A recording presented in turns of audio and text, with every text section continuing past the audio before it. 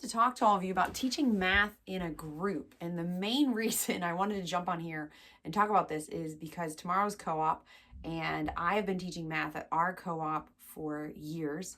And it has been such a rich and rewarding experience for me and for the students. And so I think that it could just add so much spark to so many other people's homeschool programs. But I did not want to call this video Math in a Co-op because I know a lot of you would be like, we don't do math at our co-op. There's not really a space for that. Maybe you don't even go to a co-op, and it really doesn't have to be as formal as that. So I'm going to tell you what I think the benefits are of doing math in a group setting, but then I'm going to give you a couple different ways it can look and different ways we've done it in our homeschool so that hopefully you hear an idea where you're like, oh, that I could do. If you are looking for help teaching math in your homeschool, then you have come to the right place. Please click like and subscribe so you can catch all future videos on my channel. If you're looking for additional ideas on making math fun and hands-on, be sure to follow me on Instagram and Facebook as well. I'm a second-generation homeschooler. I'm currently homeschooling my kids, so I'm in this with you. And I'm the author of Exploring Creation with Mathematics, an elementary math program published by Apologia. So let me just tell you some of the ways that I have taught math in a group to my kids and to the kids in my homeschool community. So when I started at the co-op that I'm still a part of, the very first job that I was given was to teach math to little kindergartners. It was actually a bit of a bumpy experience. I didn't know what I was doing. I was coming into the co-op brand new. My oldest was 4 and I had a baby that year. So really, like, we weren't even sure if we were going to homeschool. We were at this co-op, and the kindergarten class, which was ages 4 and 5, just had exploded. They had like 25 kids signed up or something. And so I got the call of, can you help? Could you take this half of the kids and do something with them? Math would be great while we do this half over here. And then we swapped. It was a little bumpy, mainly because I was a high school teacher before teaching at home. So I wasn't the best with kindergartners. But the actual doing math in a group was so fun. We did a lot of games. I remember the favorite game in the class is I would put these numbers on the ground, big sheets of paper that said 2, 3, 5, 0. And then I would yell, go, and they had to get the right number of kids on each paper. We played that game so many times, and they thought the 0 paper was hilarious. So, and I made sure, that it worked out so every kid had a paper. Other things that I've done are math days. So this one was born out of necessity. I always needed to be getting pictures of kids doing math, and I also wanted kids trying the activities and projects in Apologia Math as I was writing. And a lot of times I was writing through the summer, and so I didn't have a tester family working on it right then. And so I would literally just invite a bunch of kids over to my house. I always had really good snacks to try to okay, it's gonna be fun. And they would do a bunch of projects and a bunch of the games in my math book so I could get feedback and so that I could take pictures, and those are in your books if you're using Apologia Math. But one thing about that is the parents would often say it added some spark for their kids, and their kids looked forward to it and they got to see math in a different way. A lot of times I would do a theme for a math day, like data and probability, and everything we would do that day was data and probability, or money, or I remember one day I did fractions. So we weren't necessarily going to learn everything you can learn about fractions, but having a whole day of just playing games about fractions and doing a project with fractions, it really helped kids make some great connections. This past summer, actually, my son needed to do a math book through the summer because he was trying to get ahead a bit. And then he had some friends who were also trying to get ahead, and some friends who wanted to review a little bit. And so they all did Math 5, Apologia Math 5 over the summer, and we met up once a month. And what we did during those meetups is we went over the lessons that they had learned. I said, do you have any questions? We celebrated, look at you doing all this math over the summer. And then we would do the projects together.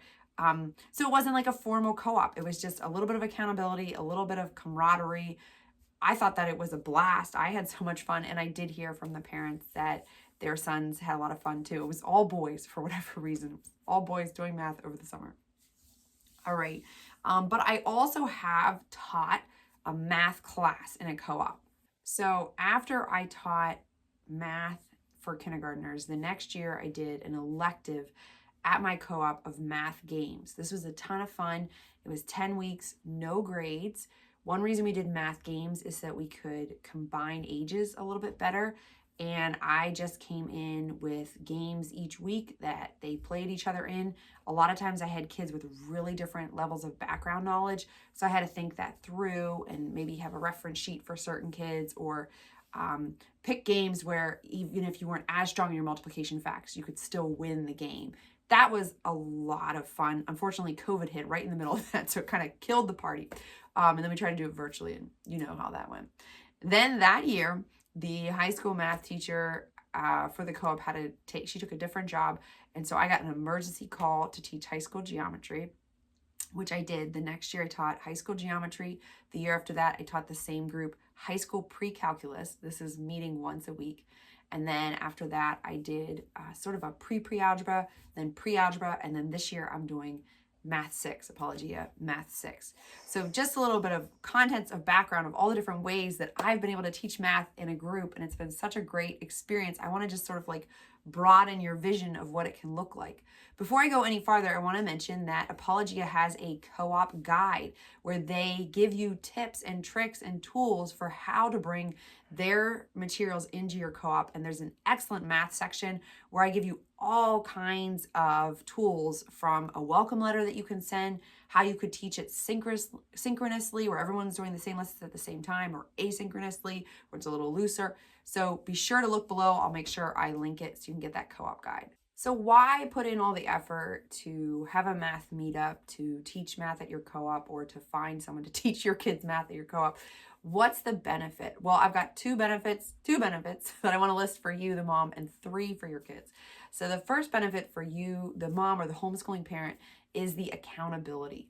We all know this. When you are meeting up with other families, when there's a date on the calendar, when you know, okay, the end of November, we're getting together and we're supposed to have this many chapters done, it gets it done, right? There's such a motivation. Even if you're like, we don't need to get it all done, honey. Our kids are like, I want to have it done. So the accountability, when we don't have a group setting for math, a lot of times it can be what slides, because especially if we have a group for history and a group for literature and these other things.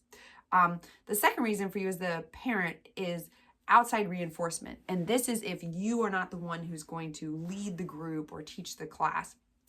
It can be really beneficial for our kids to get feedback, to get encouragement, but also like a gentle critique in the area of math from somebody else. And this is something I hear so much at my co-op, where parents just appreciate that a different adult is encouraging their kid about math, or saying, hey, you really need to do your work more neatly and show your work.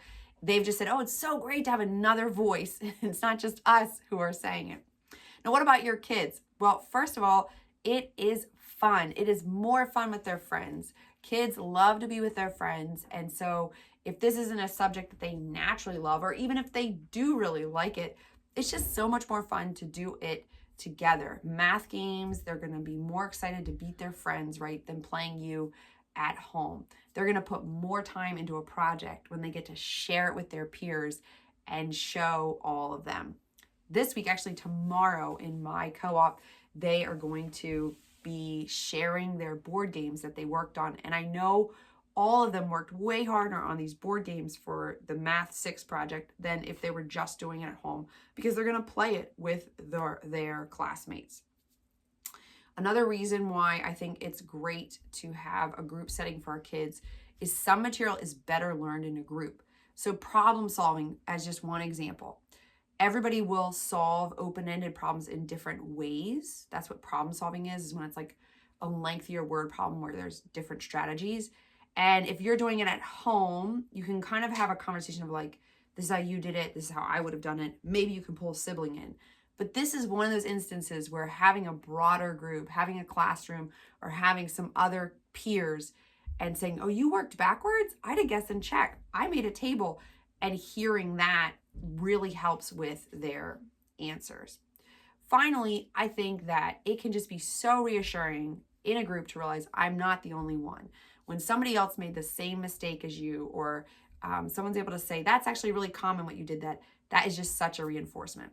So I hope this makes you think about some of the benefits. If you have any questions, put them below and get out there and see if you can at least get a math meetup on the schedule to add some excitement to your math program.